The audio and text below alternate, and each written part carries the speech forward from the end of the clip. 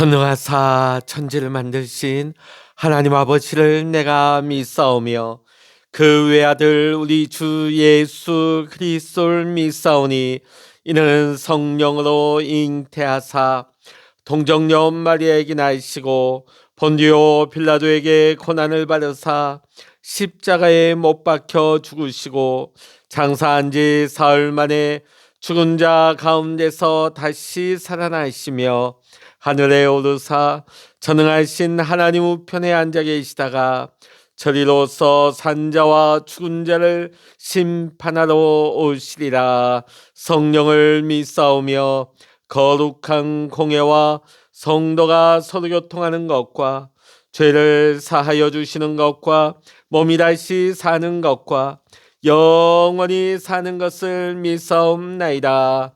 아멘. 같이 찬송하십니다. 찬송가 327장입니다. 찬송 327장입니다. 주님 주실 화표 믿음 얻기 위해 너는 정성껏 기도했나. 주의 제단 앞에 모두 바치기 전 복을 받을 주 생각 마라. 주의 제단에 선제사 드린 후에 주 내 맘을 주장하니 주의 뜻을 따라 그와 동행하면 영생 복락을 누리겠네. 주의 밝은 빛에 항상 활동하며 선한 사업을 힘쓰겠나. 자유 얻으려면 주의 뜻을 따라 너의 모든 것 희생하라. 주의 제단에 선제사 드린 후에 주 내 맘을 주장하니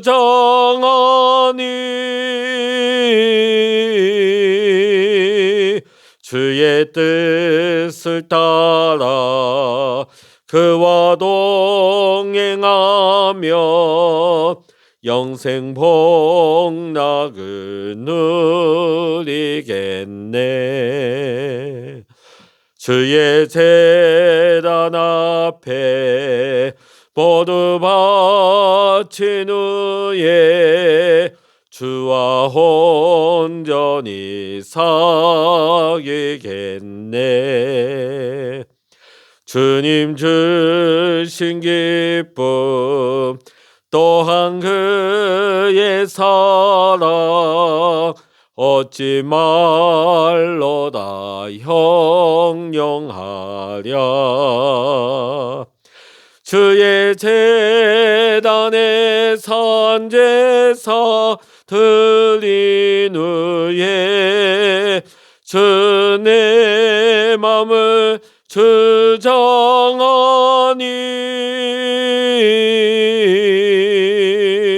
주의 뜻을 따라 그와 동행하며 영생 복락을 누리겠네. 아멘. 이 시간 우리에게 주시는 하나님의 말씀 같이 보십니다. 신약성서 디모데전서 3장 1절로부터 16절까지의 말씀 함께 읽겠습니다. 디모데전서 3장 1절로부터 16절까지 신약성서 339면입니다. 디모데전서 3장 1절로부터 마지막 절까지의 말씀 함께 읽겠습니다. mit보다 이 말이여 곧 사람이 감독의 직분을 얻으려 함은 선한 일을 사모하는 것이라 함이로다. 그러므로 감독은 책망할 것이 없으며 한 아내의 남편이 되며 절제하며 신중하며 단정하며 나그네를 대접하며 가르치기를 잘하며 술을 즐기지 아니하며 구타하지 아니하며 오직 관용하며 다투지 아니하며 돈을 사랑하지 아니하며 자기 집을 잘 다스려 자녀들로 모든 공손함으로 복종하게 하는 자라야 할지며 사람이 자기 집을 다스릴 줄 알지 못하면 어찌 하나님의 교회를 돌보리요. 새로 입교한 자도 말지니 교만하여져서 마귀를 정죄하는 그 정죄에 빠질까 하며 또한 외인에게서도 선한 증거를 얻은 자라야 할지니 비방과 마귀의 올무에 빠질까 염려하라. 이와 같이 집사들도 정중하고 일구이연을 하지 아니하고 술에 임박히지 아니하고 더러운 일을 탐하지 아니하고 깨끗한 양심에 믿음의 비밀을 가진 자라야 할지니 이에 이 사람들을 먼저 시험하여 보고 그 후에 책망할 것이 없으면 집사의 직분을 맡게 할 것이요 여자들도 이와 같이 정숙하고 모함하지 아니하며 절제하며 모든 일에 충성된 자라야 할지니라. 집사들은 한 아내의 남편이 되어 자녀와 자기 집을 잘 다스리는 자일지니 집사의 직분을 잘한 자들은 아름다운 지위와 그리스도 예수 안에 있는 믿음의 큰 담력을 얻느니라. 내가 속히 내게 가기를 바라나 이것을 내게 쓰는 것은 만일 내가 지체하면 너로 하여금 하나님의 집에서 어떻게 행하여야 할지를 알게 하려 함이니 이 집은 살아계신 하나님의 교회요 진리의 기둥과 터니라.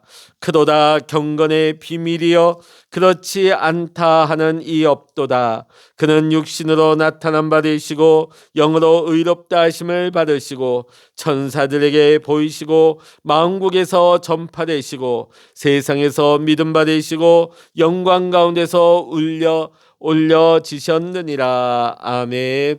할렐루야. 오늘 이 아침에도 함께 기도하시는 우리 사랑하는 모든 믿음의 성도님들과 여러분의 가정과 또한 여러분의 기도의 제목 위에 오늘도 하나님의 크신 은혜와 평강과 응답의 축복이 함께 하시기를 이 시간 주의 이름으로 간절히 축원합니다. 오늘 주신 말씀을 보면 하나님의 일을 하는 사역자의 자질에 대해서 말씀을 하고 있습니다. 특별히 오늘 본문 말씀 가운데 디모데전서 3장 1절로부터 7절까지는 교회 일꾼 가운데서 감독에 대해서 말하고 있습니다. 이 감독이 누구일까요? 오늘날로 말하면 목회자인 것이죠. 목사입니다. 초대교회는 교회 조직이 아주 단순했는데 양무리를 감독하고 지도하는 지도자들과 그 지도자를 보좌하고 섬기는 사람들, 이 두 가지 종류의 사람들이 교회 안에 있었습니다. 자, 지도자는 누가 해당이 될까요? 감독 또는 장로들입니다. 또 이들을 보좌하고 섬기는 교회 일꾼들은 오늘 또 후반절에 나오는 교회 집사들이 있겠죠. 자, 오늘 우리가 먼저 생각할 것은 감독에 대해서 함께 우리가 생각해 보고자 합니다. 자, 지금 사도 바울이 특별히 디모데에게 이 서신을 보내면서 어떻게 보면 목회자의 기준에 대해서 이렇게 밝히는 이유가 어디 있을까요? 아들과 같이 여기는 디모데에게 이런 목회자가 되라고 하는 당부겠죠. 지금 젊은 목회자로서 이제 목회 초년생인 디모데입니다. 에베소 교회를 담임하고 있는 이 에베소 교회 목회자인 디모데에게 오늘 사도 바울은 이 목회자의 기준, 자질에 대해서 언급하면서 아들과 같이 여기는 디모데가 이와 같은 목회자로 든든히 세워지기를 간절히 바라고 있는 것입니다. 자, 오늘 본문에 보면 첫 번째 부분에서는 감독의 자격에 대해서 언급하고 있습니다. 자, 왜 그 당시 교회의 지도자를 감독이라고 불렀을까요? 자, 감독의 세 가지 기능이 있기 때문입니다. 자, 첫 번째는 말씀을 가르치고 선포함으로써 양무리의 영적인 양식을 공급하는 기능을 가지고 있습니다. 두 번째 감독의 기능은 하나님의 말씀을 가르치면서 이단이나 잘못된 가르침으로부터 성도들을 영적으로 보호하는 기능을 하고 있습니다. 이단은 초대교회 때부터 있었고 또 교회 안에 잘못된 가르침들이 있었고 그들은 사도 바울로부터 복음을 듣고 믿으면서도 이 잘못된 가르침으로 인하여 믿음이 흔들리는 성도들이 교회 안에서 종종 생겨났기 때문입니다. 감독의 세 번째 기능은 하나님의 말씀을 통하여서 성도들이 도덕적으로 타락하지 않도록 그들을 바른 길로 인도하고 그들을 지키는 사명을 감당했다는 것입니다. 물론 도덕이 기독교는 아닙니다. 그러나 기독교는 도덕이 기반되어 있습니다. 아무리 훌륭한 가르침이라 할지라도 도덕이 없는, 도덕을 떠난 기독교는 더 이상 기독교가 아닌 것입니다. 우리가 대표적으로 보면 기독교에서는 부모님을 잘 공경하라. 또 십계명에도 먼저 하나님에 대한 계명이 나오고 또 그 다음에 사람들을 향한 계명에 있어서 제일 첫 번째 되는 계명이 무엇입니까? 부모님을 잘 섬기라는 것이죠. 부모를 공경하라. 이는 죽은 부모를 공경하라는 것이 아니라 살아계신 부모님을 잘 공경하고 섬기라는 뜻입니다. 사실 우리나라는 어떻습니까? 살아계신 부모님보다도 예전에 보면 제사를 요란법석을 떨면서 지키지 않습니까? 사실 그러나 부모님은 살아계실 때 우리가 효를 다해야 되는 것입니다. 아무리 음식을 잘 차려놓으면 뭐합니까? 돌아가신 부모님이 그 음식을 드시는 것입니까? 그렇지 않죠. 부모님이 살아계실 때에 부모님이 바라시는 바, 부모님이 원하시는 것이 무엇인지를 우리가 깨닫고 부모님의 뜻 가운데 살아가는 것, 부모님을 기쁘시게 하는 것, 그것이 진정한 효도가 되는 것입니다.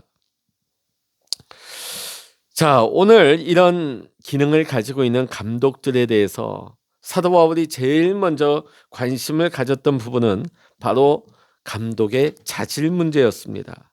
자, 그렇다면 감독, 목회자, 목사는 어떤 자질을 가져야만 하는 사람일까요? 자, 교회의 영적 지도자인 목회자는 어떤 자질을 가지고 있어야 할까요? 비록 인간이 얘기에 완벽하지는 못하다 할지라도 주께서 바라시는, 주께서 요구하시는 자질을 갖추기 위해서 진지한 노력이 그의 삶 속에 있어야 하는 것입니다. 첫 번째 오늘 말씀 보면 목회자의 삶의 자질 가운데 책망할 것이 없어야 한다고 합니다. 그의 삶 가운데 결정적으로 흠잡을 만한 것이 없어야 한다는 것이죠. 지도자가 만일 자질을 의심받게 된다면 교회가 흔들릴 수밖에 없는 것입니다. 그래서 오늘 성경은 이 지도자의 자질에 대해서 책망할 것이 없어야 한다는 것을 제일 먼저 강조하고 있습니다. 자, 두 번째는 술을 즐기지 않아야 합니다. 술을 즐기지 않아야 됩니다. 자, 옛날에 보면 이 고대 사회에서는 이 술을 통해서 치료에 쓰기도 했고 또 여러 가지 생활에 음료로 쓰기도 했습니다. 특히 이스라엘 같은 경우에는 포도주가 있겠죠. 왜 그랬을까요? 물이 좋지 않기 때문입니다. 오늘날에는 독일도 마찬가지죠. 물이 좋지 않으니까 그들은 생활 속에 음료처럼 맥주를 마십니다. 또 이스라엘은 포도주를 마시죠. 또 외국에 보면 서양 사람들은 와인을 가볍게 곁들여서 식사할 때 마시곤 합니다. 자, 이런 얘기가 있습니다. 그러다 보니 우리 조선마렵에 선교사님들 들어왔을 때 그때만 해도 금주를 특히 교회 안에서 금주를 강요하지는 않았습니다. 선교사님들도 술을 한두 잔씩 하긴 했어요. 그러다 보니까 자, 예배를 마치고 나서 공동 식사 자리에 보니까 술판이 벌어지는 거예요. 처음에는 특별히 제지하지 않았습니다. 왜? 서양 선교사님들은 외국의 문화를 생각했기 때문이에요. 외국에는 어떻습니까? 가볍게 와인 한두 잔. 자, 그런데 전혀 뜻밖의 일이 벌어지는 거예요. 오늘 조선 사람들을 보니까 술을 먹으면서 끝장을 보는 거예요. 끝장을 봐요. 처음에는 사람이 술을 마시는데 나중에는 술이 술을 마시고 이웃거는 술이 사람을 마셔버리는 겁니다. 난장판이 되는 겁니다. 완전히 그냥 술이 그냥 그 사람을 엉망으로 만드는 것을 보고 이래서는 안 되겠다. 교회 안에서 하나님의 영광을 가리고 교회의 덕을 무너뜨리겠구나. 선교사님들이 이러한 모습을 보고 이제 한국 교회 안에서 금주령을 내리게 됩니다. 교회 안에서는 일체 술을 마셔선 안 된다. 그리고 구한말 국채보상운동, 이 일에 교회가 앞장섰습니다. 자, 금주를 강요하면서 우리가 술 마실 돈을 가지고 국채를 보상하자. 지금 우리가 이 국채 때문에 이 나라가 일본에 넘어가게 생겼으니 우리가 흥청망청 먹고 마시는 일에 쓸 돈, 나라 빚을 갚는데 우리 교회가 앞장서서 우리가 모범이 되고 우리가 빚을 갚는데 앞장서자. 이런 취지에서 금주령을 내리게 되었습니다. 그래서 오늘 한국 교회 안에서도 이 금주의 아름다운 모습이 지금까지도 내려오고 있습니다. 그래서 우리 특히 목회자는 물론이요, 우리 교회 안의 재직들, 우리 일꾼들 술을 함부로 드시면 안 됩니다. 자, 술을 마신다. 결국은 술이 사람을 마셔버리는 것입니다. 자제력을 잃어버립니다. 그릇된 판단을 하게 됩니다. 실수하기가 쉽습니다. 하나님의 영광을 가리우기 쉽습니다. 그래서 목회자는 물론이거니와 우리 교회 안에서 재직들, 우리 일꾼들은 이 술에 특별히 조심을 해야 하는 것입니다. 세 번째는 구타하거나 다투지 않아야 합니다. 자, 포악한 성격, 또 말싸움. 여러분, 지도자에게 가장 중요한 것은 무엇일까요? 겸손하게 섬기는 자세이겠죠. 자, 그런데 지도자가 주로 이 마음이 막 강팍하고 포악하고 다투고 말싸움을 한다? 교회가 온전할 수 없겠죠. 교회의 모습이 불행할 수밖에 없습니다. 네 번째는 돈을 사랑하지 않아야 됩니다. 여러분, 교회 안에 재정들이 있죠. 자, 목회자가 이 돈에 구별함이 없고 돈을 밝히고 돈을 사랑하다 보면 어떻게 될까요? 결국은 정직하지 못하게 됩니다. 부정직한 결과를 가지고 오게 되는 거예요. 영혼을 사랑하기보다도 그의 목적이 어디가 있을까? 돈을 밝히게 되어 있어요. 목회의 목적이 돈이 되는 거예요. 교회 부흥마저도 돈이에요. 자, 오늘날 교회 목회자들이 교회 부흥, 교회 성장을 기도합니다. 또 그것을 강조합니다. 자, 그러나 교회가 성장해야 되는 건 맞습니다. 부흥해야 되는 건 맞습니다. 그러나 그 동기가 어디 있느냐가 중요합니다. 교회가 부흥하고 교회가 성장해서 재정이 확대되어지고 그러면 자연스럽게 목회자의 대우도 달라지겠죠. 목회자의 환경도 달라지겠죠. 그것이 목적이 된다면 그 부흥, 그 성장은 지극히 인간적일 수밖에 없는 겁니다. 인간의 야망을 채우는 하나의 수단이 되고 마는 것입니다. 진실로 목회자는 한 영혼을 불쌍히 여기고 그 영혼을 구원하기 위해서 진정한 교회의 부흥, 진정한 교회의 성장을 부르짖고 기도해야 될 줄로 믿습니다. 다섯 번째는 새로 입교하지 않은 자여야 합니다. 자, 이 말은 뭐냐면 얼마 믿지 않은 자가 목회자가 된다는 거, 아무리 열성이 있고 아무리 뜨겁다 할지라도 충분한 믿음의 토양, 충분한 믿음의 뿌리가 없이 그냥 뜨겁게 그냥 열심만 있다고 목회자가 된다면 어떻게 될까요? 결국은 사고를 치는 거예요. 교만에 빠지는 것입니다. 그래서 한국교회 보면 예전에 보면 6개월짜리 통신신학하고 그냥 군소교단에 목회자로 세워져서 그런 분들이 많았어요. 오늘날 보면 목회자로 세워지기 위해서는 거의 10년이 걸립니다. 4년 동안 신학대를 수업을 받고 2년간 또 목회 신학대학원을 다닙니다. 그리고 나서 이제 전도사 준목의 과정을 거치게 되죠. 오늘날 인턴 과정이라고 합니다. 목회 훈련을 받습니다. 그러다 보면 10년 가까이 걸립니다. 그래도 목회 현장에 나오면은 완전 초보예요. 여러 가지 실수와 여러 가지 어려운 일들이 많습니다. 아무리 열심히 있고 아무리 은혜 받았다 할지라도 6개월 통신 신학하고 성령 받았다고 뜨겁다고 나오면 어떻게 될까요? 사고 치는 거예요. 교회 안에 불미스러운 많은 잘못된 사고를 저지른 분들 보면요, 이런 경우가 많았습니다.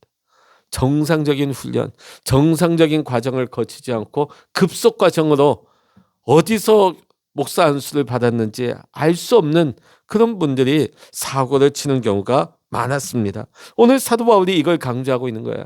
새로 입교하지 않은 자여야 한다. 자, 그러면서 사도 바울은 좀 더 적극적인 면에서 목회자의 자질을 또한 강조하고 있습니다. 첫째는 한 아내의 남편이 되어야 합니다. 자, 여러분, 가정생활의 덕을 말하는 거겠죠? 아내에게 성실한 자라야, 가정에 성실한 자라야 목회에도 성실할 수 있는 거예요. 우리 성도들에게도 성실하게 대할 수 있는 것입니다. 가정에 성실하지 않다, 아내에게 성실하지 않다, 교회를 온전히 세울 수 없는 거겠죠. 두 번째는 절제입니다. 절제하지 못하면 그릇된 판단을 내리기가 쉽습니다. 절제는 무엇일까요? 지나치지 않는 것이요, 성급하지 않은 것입니다. 아무리 자기 뜻이 맞다 할지라도 무엇을 하든지 간에 내 뜻을 급하게 밀어붙이거나 내 뜻을 주장하기보다는 날마다 주님의 뜻을 구하고 주님의 뜻을 분별하는 목회자가 되어야 합니다.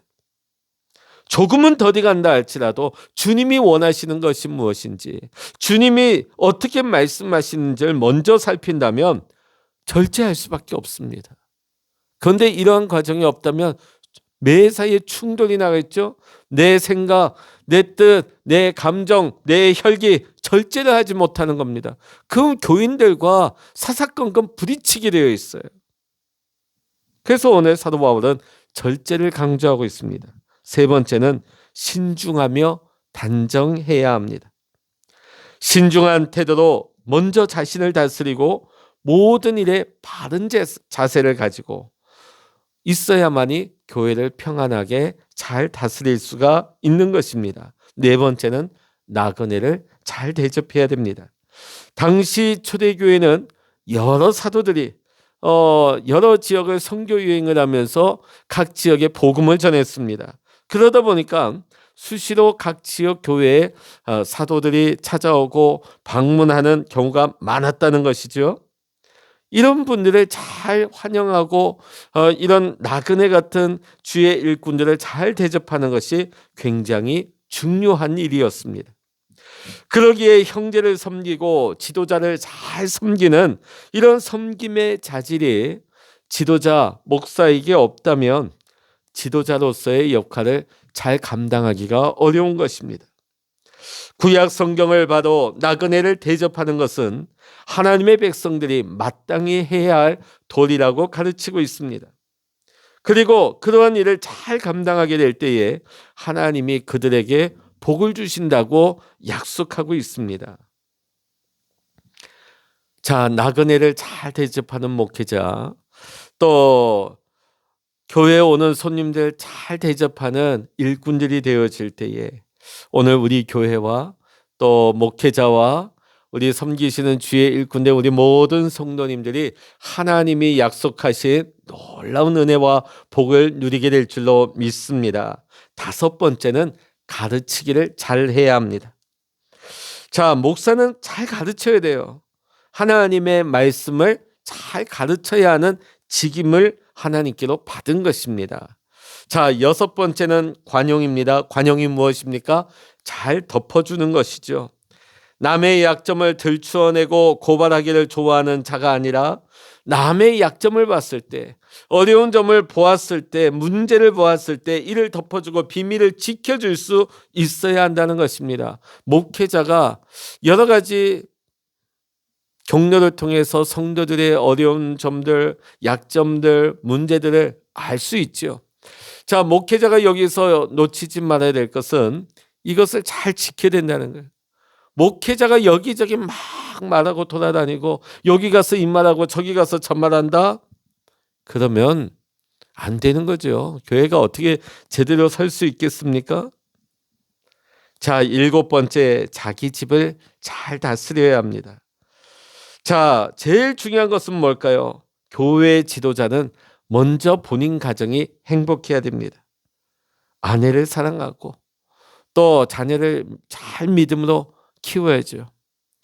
그래야만이 목회자의 가정이 교회의 모본이 되어지고 또 목회자가 자기 가정을 잘 세울 때 교회도 잘 세울 수가 있는 것입니다.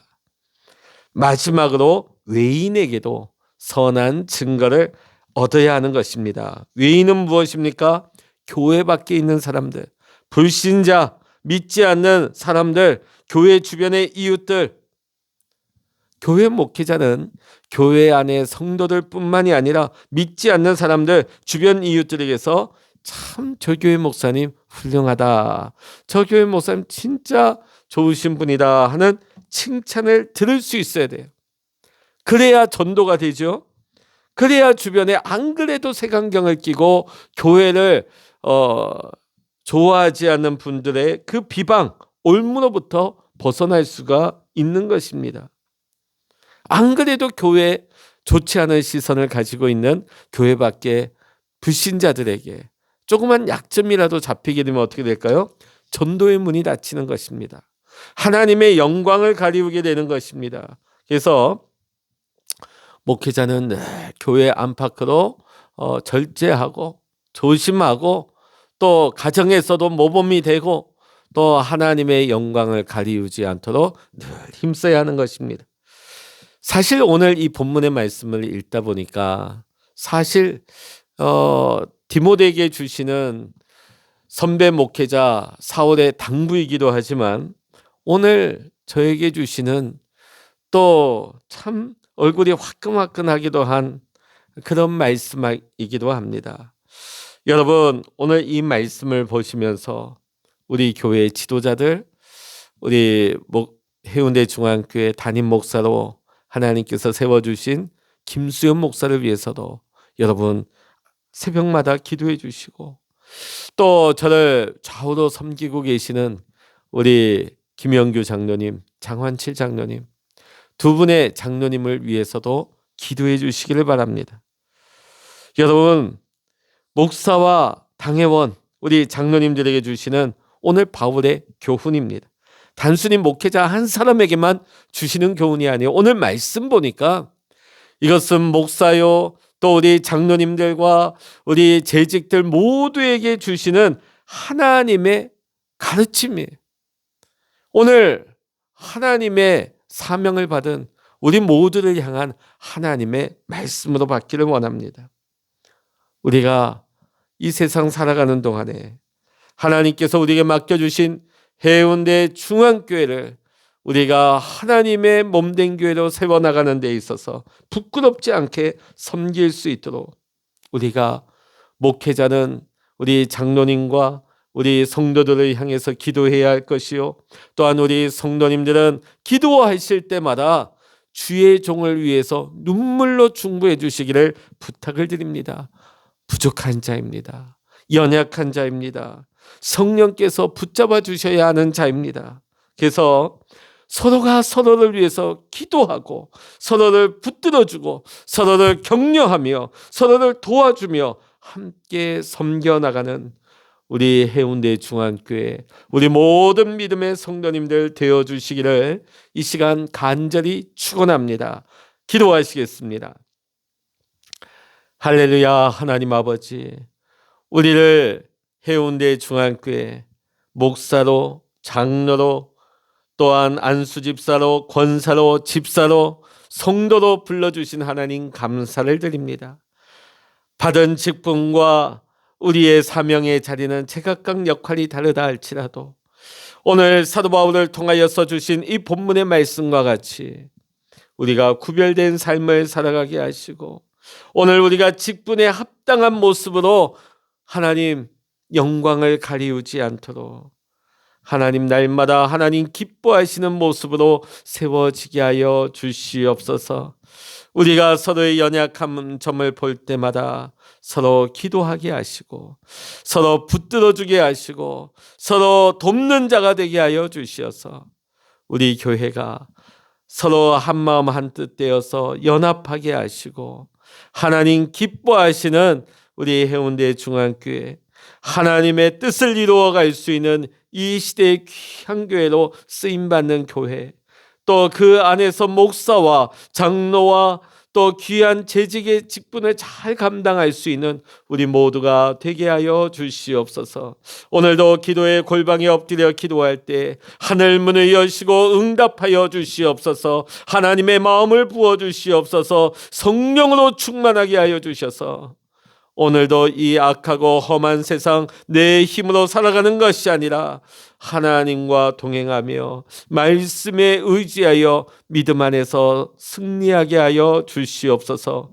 모든 감사와 영광을 우리 주님께 올려드리며 우리 주 예수 그리스도의 이름으로 간절히 기도하옵나이다. 아멘.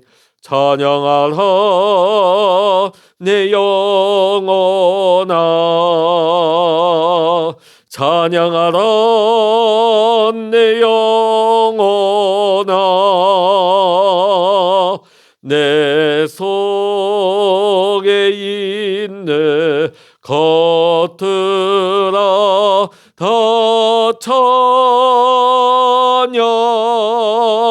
찬양하라. 기도하라 내 영혼아, 기도하라 내 영혼아, 내 속에 있는 것들아 다 기도하라. 주여 일창으로 합심하여 기도하십니다. 주여